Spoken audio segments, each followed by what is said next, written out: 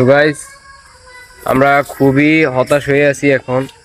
কারণ হচ্ছে আমরা ইউটিউব চ্যানেল ছিল, ওই চ্যানেলটা আজকে বিকেলে একটা ফেক স্ট্রাইকের কারণে আমাদের চ্যানেলটা বাতিল হয়ে যায়। এটাতে আমরা দীর্ঘদিন যাবত পরিশ্রম করতেছি।